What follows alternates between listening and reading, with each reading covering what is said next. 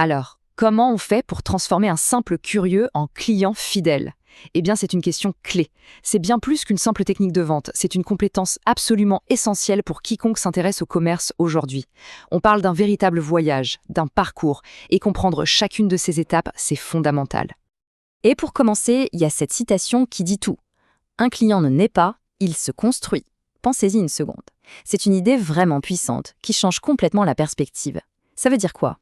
Ça veut dire que la relation avec un client, eh bien, ce n'est pas un coup de chance. Non, c'est le résultat d'un processus, un processus actif et bien réfléchi. Alors voilà le programme. D'abord, on va voir pourquoi un client se construit. Ensuite, on va décortiquer le parcours en 4 grandes étapes. La découverte, la considération, la décision et bien sûr la fidélisation. Et pour finir, on parlera d'un truc essentiel, le facteur humain. Allez, on attaque avec les fondations. L'idée de base, la pierre angulaire de tout le commerce moderne, c'est ça. Une relation client, ça ne tombe pas du ciel, ça se construit, pas à pas. Et c'est ce qu'on va voir tout de suite. Et ce processus, il a un nom. C'est le fameux parcours d'achat. En gros, c'est quoi? C'est tout le cheminement d'une personne, depuis le moment où elle se dit « tiens, j'ai un besoin », jusqu'à l'achat et même après.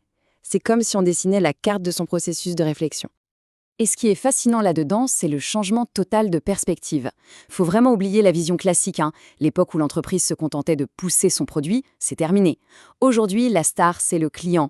C'est lui qui est au centre. Il est actif, il se renseigne, il compare. C'est lui qui a le pouvoir. Le rôle de la marque, du coup, c'est de devenir son guide, de l'accompagner.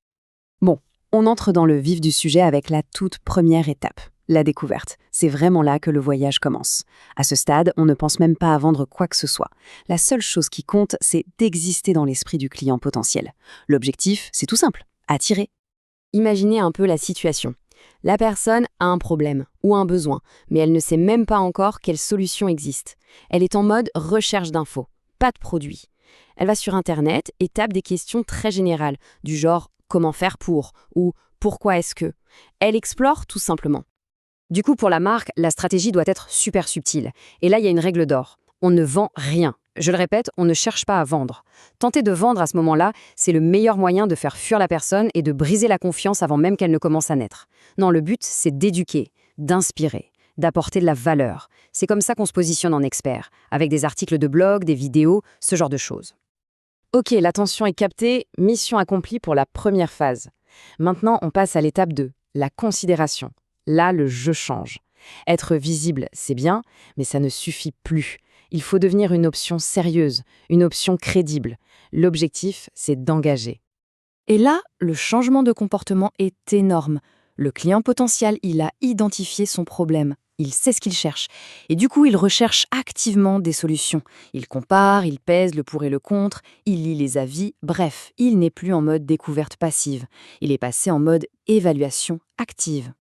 La communication de la marque doit donc s'adapter, évidemment.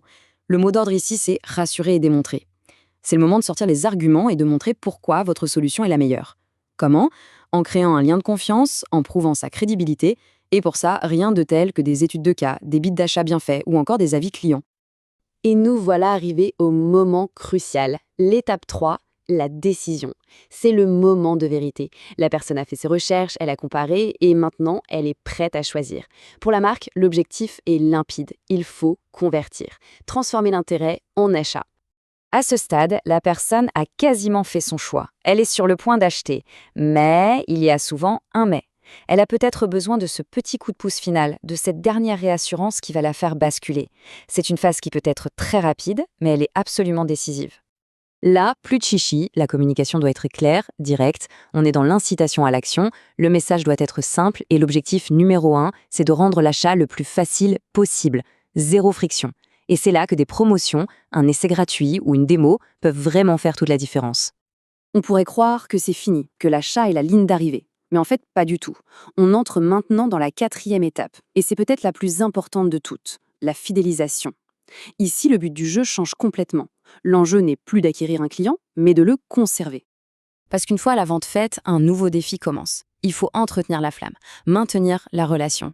L'objectif ultime, ce n'est même pas que la personne rachète, c'est qu'elle devienne tellement convaincue qu'elle se transforme en ambassadrice de la marque. Et pour ça, la communication change encore de ton. Elle se concentre sur la valorisation. Il faut montrer à cette personne qu'elle compte, qu'elle n'est pas juste un numéro de commande. Un service après-vente qui assure, un vrai programme de fidélité, des contenus qui apportent vraiment quelque chose, voilà comment on nourrit cette relation sur le long terme. Bon, on a vu ce beau modèle en 4 étapes, tout semble bien propre, bien logique, mais il y a un mais. Il faut maintenant ajouter une couche de complexité, une couche qui change tout, le facteur humain. Et qui dit humain dit émotion. Parce que la vraie question, c'est celle-là. Est-ce que dans la vraie vie, ce parcours est une belle ligne droite? Est-ce que c'est aussi simple et prévisible que ça? Évidemment, la réponse est non. Absolument pas. Voilà, c'est toute la différence entre la théorie et la pratique. D'un côté, on a le parcours idéal sur le papier, une belle progression, bien linéaire, et de l'autre, on a le parcours réel.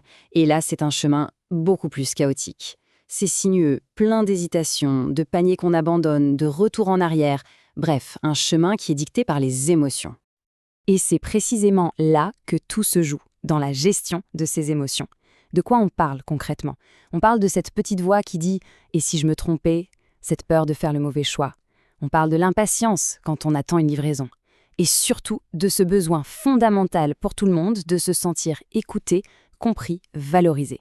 Savoir identifier et répondre à ça, c'est ça la clé. Et tout ça, ça nous ramène à la conclusion la plus importante de toutes, qui est parfaitement résumée ici. Au final, il ne s'agit pas juste de vendre un produit, il s'agit de construire une relation. Maîtriser le parcours d'achat, au fond, c'est maîtriser l'art de la relation humaine, tout simplement. Alors pour finir, je laisse une question en suspens. La prochaine fois qu'on se retrouve sur le point de faire un achat, que ce soit en ligne ou en magasin, ça peut être intéressant de s'arrêter une seconde, d'essayer de voir où on se situe dans ce parcours, à quelle étape on en est et quelles sont les émotions qui nous traversent à ce moment précis. C'est une perspective qui, je pense, change pas mal de choses.